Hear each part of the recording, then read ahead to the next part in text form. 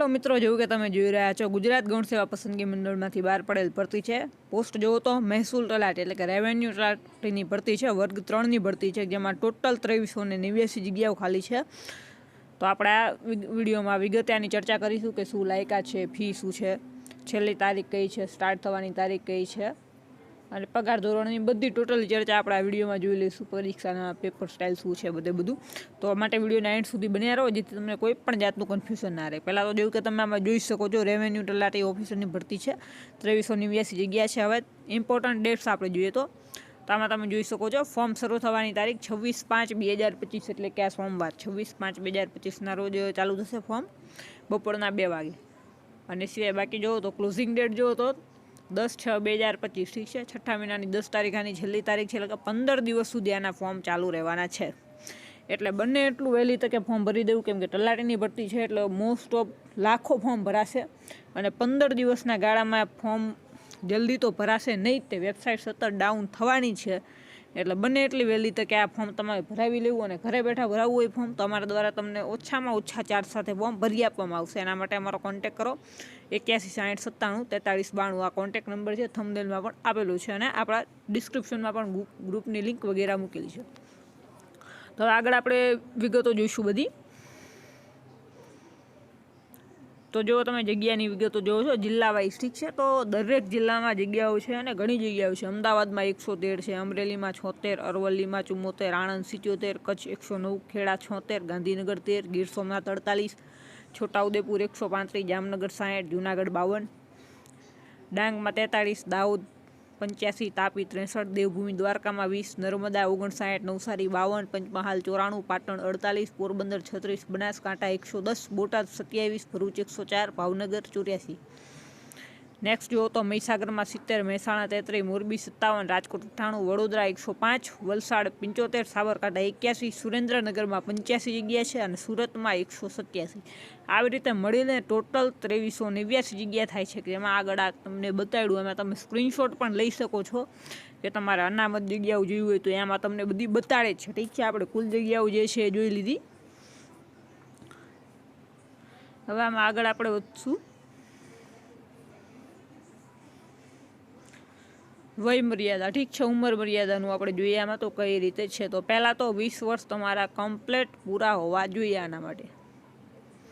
એના પછી ઉપરની ઉંમર મર્યાદામાં આપણે જોઈએ તો એમાં આપણે જોઈશું સામાન્ય કેટેગરીને 5 વર્ષની છૂટ છે, અનામતમાં 5 વર્ષ ઠીક છે। પછી અનામત કેટેગરીના જે મહિલા ઉમેદવાર છે ઠીક છે, તો એમને ટોટલ 10 વર્ષ। સામાન્ય કેટેગરીના મહિલા ઉમેદવારને 5 વર્ષની મળશે, અનામત કેટેગરીના પુરુષ ઉમેદવારને 5 વર્ષની મળશે, અનામત કેટેગરીના જો મહિલા ઉમેદવાર હશે તો એમને 10 વર્ષ મળશે। સામાન્ય કેટેગરીમાં જુઓ તો એમાં દિવ્યાંગતાવાળા જે હોય એમને 10 વર્ષની મળે છે ઠીક છે। તો આપણે ટોટલી આમ જોઈ લઈએ તો 20 વર્ષથી 35 વર્ષ સુધી આમ ગણાય છે, અને એમાં સામાન્ય કેટેગરીના તમામ મહિલા ઉમેદવારોને 5 વર્ષની છૂટ છે તે, એટલે કે 40 વર્ષ સુધી ફોર્મ ભરી શકે। અને જે અનામતવાળા હોય એ 45 વર્ષ સુધી, અને અનામતવાળા પુરુષ ઉમેદવાર હોય તો એ 40 વર્ષ સુધી ફોર્મ ભરી શકે ઠીક છે। આગળ જન્મ તારીખનું તો આપણે ધ્યાનમાં નથી લેવાનું, આપણે ઉંમર મર્યાદા જોઈ લેવાની 20 થી 35 વર્ષ, અને 35 વર્ષથી ઉપર હોય તો એ પછી તમારે અનામતનું જોવું પડે કે અનામત મળતી હોય તમને 5 વર્ષથી તો ભરી શકો ફોર્મ ઠીક છે। હવે પગાર ધોરણની વાત કરીએ તો આપણે પગાર ધોરણ 26,000 રૂપિયા છે, આની અંદર વર્ગ 3ની ભરતી છે, 26,000થી સ્ટાર્ટિંગ છે ઠીક છે। શૈક્ષણિક લાયકાત તો આમાં તમે જોઈ શકો છો ગ્રેજ્યુએશન ઉપર છે ઠીક છે, કે તમે ગ્રેજ્યુએશન કમ્પ્લીટ કરેલું હોવું જોઈએ તો તમે આમાં ફોર્મ ભરી શકો છો ઠીક છે। જો આ જોવું તો ઉમેદવાર ભારતમાં કેન્દ્રીય અથવા રાજ્ય અધિનિયમથી અથવા તે હેઠળ સ્થપાયેલી અથવા સંસ્થાપિત યુનિવર્સિટી પૈકી કોઈ પણમાંથી અથવા તે તરીકે માન્ય થયેલી અન્ય કોઈ પણ શૈક્ષણિક સંસ્થામાં અથવા યુનિવર્સિટી ગ્રાન્ટ કમિશન અધિનિયમ 1956ની કલમ 3 હેઠળ ડીમ્ડ યુનિવર્સિટી તરીકે જાહેર થયેલી બીજી કોઈ પણ શૈક્ષણિક સંસ્થામાંથી મેળવેલ સ્નાતકની પદવી ધરાવતો હોવો જોઈએ। મતલબ કે તમે ગ્રેજ્યુએશન કમ્પ્લીટ હોવું જોઈએ તમારું ઠીક છે। હવે આગળ આપણે જોઈએ જે લોકોએ પરીક્ષાઓ છેલ્લા સેમની આપેલી હોય એના માટે, તો એમાં જોઈએ તો candidate who has appeared at a final year semester of bachelor degree level examination, the passing of which would render him educationally qualified for the examination mentioned rule 3. મતલબ કે જે લોકોએ છેલ્લા સેમની એક્ઝામ આપેલી હશે તો એ લોકો પણ આમાં ફોર્મ ભરી શકશે. નેક્સ્ટ ફી વગેરેનું જોઈશું આપણે. હવે આમાં પરીક્ષા ફીનું આપણે આપેલું છે કે જેમાં જે બિન અનામત એટલે કે જનરલવાળા છે એ લોકો માટે 500 રૂપિયા છે ફી, અને એ સિવાય બાકી જે તમામ કેટેગરીના મહિલા ઉમેદવાર અને એ સિવાય એસસીબીસી એસસી એસટી ઠીક છે, તો આ બધા માટે 400 રૂપિયા ફી છે.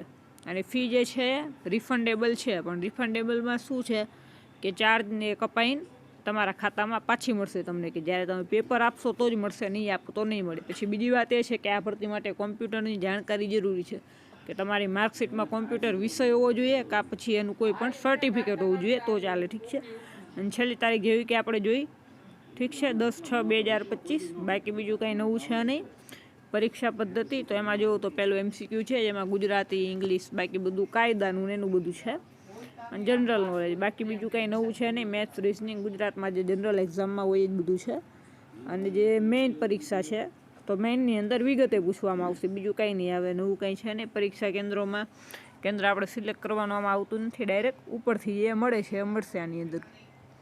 બાકી બીજું કંઈ નવું છે નહીં. છેલ્લે જે એનેક્સર બધા આપેલા છે કે જે અમુક પ્રમાણપત્રોને એ બધું ડોક્યુમેન્ટ વેરિફિકેશનમાં કામ આવે, કઈ રીતના શું છે. અને પેપર સ્ટાઇલનું ને એનું વિષયોનું ને એનું જેવું કે તમે આમાં જોઈ શકો છો.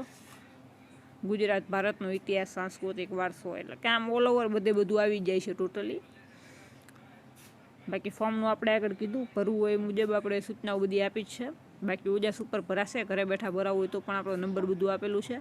બાકી આવી જ ભરતીની માહિતી માટે અમારી સાથે જોડાઈ રહો. જય હિન્દ, જય ભારત.